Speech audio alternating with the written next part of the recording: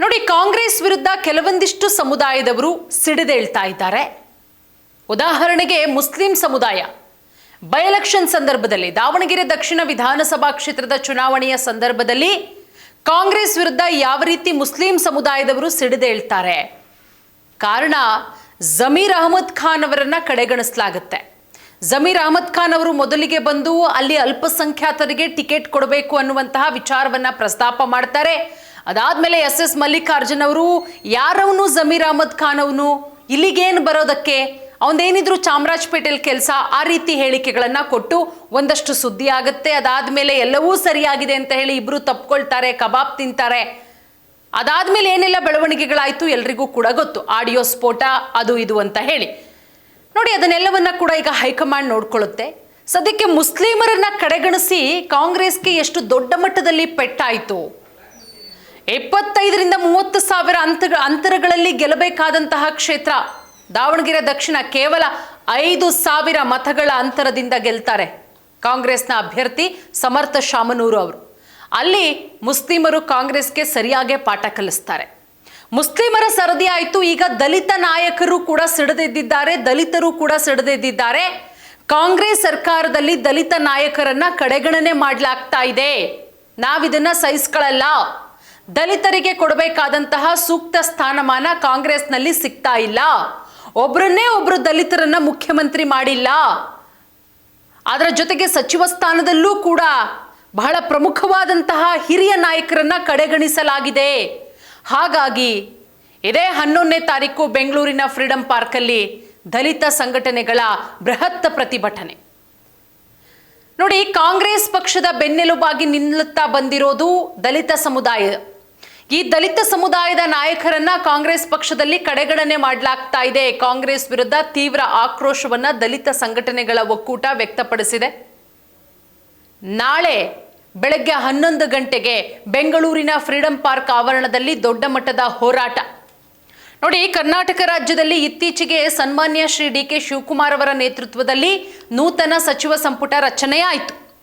ಡಿ.ಕೆ. ಶಿವಕುಮಾರ್ ಅವರ ಜೊತೆಗೆ 13 ಜನ ಸಂಪುಟಕ್ಕೆ ಸೇರ್ಪಡೆಯಾಗ್ತಾರೆ. ಆದರೆ ಕಾಂಗ್ರೆಸ್ ಪಕ್ಷದ ಬೆನ್ನೆಲುಬಾಗಿ ಸಾಕಷ್ಟು ವರ್ಷಗಳಿಂದ, ದಶಕಗಳಿಂದ ನಿಲ್ತಾ ಬಂದಿರುವಂತಹ ದಲಿತ ಸಮುದಾಯದ ರಾಜಕೀಯ ಧುರೀಣರನ್ನ ಮತ್ತೊಮ್ಮೆ ಕಡೆಗಣಿಸಲಾಗಿದೆ. ಕರ್ನಾಟಕ ರಾಜ್ಯ ದಲಿತ ಸಂಘಟನೆಗಳ ಒಕ್ಕೂಟ ತೀವ್ರ ಆಕ್ರೋಶವನ್ನ ವ್ಯಕ್ತಪಡಿಸಿದೆ. ಈ ರಾಜಕೀಯ ಅನ್ಯಾಯವನ್ನ ಖಂಡಿಸಿ ದಲಿತ ಸಮುದಾಯಕ್ಕೆ ನ್ಯಾಯ ಒದಗಿಸಬೇಕು ಅಂತ ಒತ್ತಾಯಿಸಿ ನಾಳೆ ಬೆಳಗ್ಗೆ 11 ಗಂಟೆಗೆ ಬೆಂಗಳೂರಿನ ಫ್ರೀಡಂ ಪಾರ್ಕ್ನಲ್ಲಿ ಶೋಷಿತರ ಸ್ವಾಭಿಮಾನದ ಹೋರಾಟ ಅನ್ನುವ ಬೃಹತ್ ಪ್ರತಿಭಟನೆಯನ್ನ ಹಮ್ಮಿಕೊಳ್ಳಲಾಗಿದೆ. ನೋಡಿ, ಸಿದ್ದರಾಮಯ್ಯನವರು ಹಿಂದ ನಾಯಕ ಅಂತ ಹೇಳಲಾಗ್ತಾ ಇತ್ತು. ಬಟ್ ಇಲ್ಲಿ ಅಲ್ಪಸಂಖ್ಯಾತರನ್ನ ಕಡೆಗಣಿಸಲಾಗ್ತಾ ಇದೆ, ಹಿಂದುಳಿದ ವರ್ಗದವರನ್ನ ಕಡೆಗಣಿಸಲಾಗ್ತಾ ಇದೆ, ದಲಿತರನ್ನ ಕಡೆಗಣಿಸಲಾಗ್ತಾ ಇದೆ. ಕಾಂಗ್ರೆಸ್ ಪಕ್ಷದಲ್ಲಿ ಕಾಂಗ್ರೆಸ್ ಪಕ್ಷ ಇತಿಹಾಸದ ಪುಟಗಳಿಂದಲೂ ದಲಿತ ನಾಯಕರನ್ನ ನಯವಂಚನೆಯಿಂದ ಕಡೆಗಣಿಸ್ತಾ ಬಂದಿದೆ.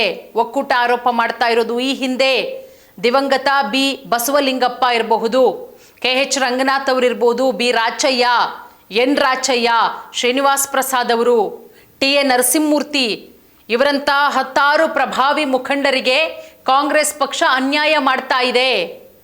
ಈಗಿನ ಕಾಲದಲ್ಲೂ ಕೂಡ ನೀವು ಉದಾಹರಣೆಯಾಗಿ ತಗೊಳ್ಳಿ, ಮಲ್ಲಿಕಾರ್ಜುನ ಖರ್ಗೆ ಅವರು ಮುಖ್ಯಮಂತ್ರಿ ಆಗಿಲ್ಲ. ಅದರ ಜೊತೆಗೆ ಡಾಕ್ಟರ್ ಜಿ ಪರಮೇಶ್ವರ್ ಅವರು ಮೊನ್ನೆ ತಾನೇ ಕಣ್ಣೀರು ಹಾಕ್ತಾರೆ. 3 ಬಾರಿ ನನಗೆ ಅವಕಾಶ ತಪ್ಪಿದೆ, ನಾನು ಸೋತಿದ್ದಕ್ಕೇನೆ ಸಿದ್ದರಾಮಯ್ಯ ಅವರು ಮುಖ್ಯಮಂತ್ರಿ ಆದ್ರು, ನಾನೇನಾದ್ರೂ ಗೆದ್ದಿದ್ರೆ 2013ರಲ್ಲಿ ಸಿದ್ದರಾಮಯ್ಯ ಅವರು ಮುಖ್ಯಮಂತ್ರಿ ಆಗ್ತಿರ್ಲಿಲ್ಲ. ಅದರ ಜೊತೆಗೆ ಮೊನ್ನೆ ಸಂಪುಟದಲ್ಲಿ ಡಿ.ಕೆ. ಶಿವಕುಮಾರ್ ಅವರ ಸಂಪುಟದಲ್ಲಿ ಸಿದ್ದರಾಮಯ್ಯ ಅವರ ಆಪ್ತರು HC ಮಹದೇವಪ್ಪ ಅವರನ್ನ ಕೈ ಬಿಡಲಾಗಿದೆ. ಅದರ ಜೊತೆಗೆ KH ಮುನಿಯಪ್ಪ ಅವರು ಒಳಲನ್ನ ತೋಡ್ಕೊಂಡ್ರು. ಕೇಂದ್ರದಲ್ಲಿ ಸ್ಥಾನ ಪಡೆದಿದ್ದೆ, ನಾನು ರಾಜ್ಯ ರಾಜಕೀಯದಲ್ಲೂ ಕೂಡ ಇದ್ದೀನಿ, ನನಗೆ ಬೇಕಾದಂತಹ ಖಾತೆ ಕೊಟ್ಟಿಲ್ಲ, ನಾನು ಕೇಳಿದ್ದೆ ಒಂದು, ಅದನ್ನೇ ಕಂಟಿನ್ಯೂ ಮಾಡಿಬಿಟ್ಟಿದ್ದಾರೆ.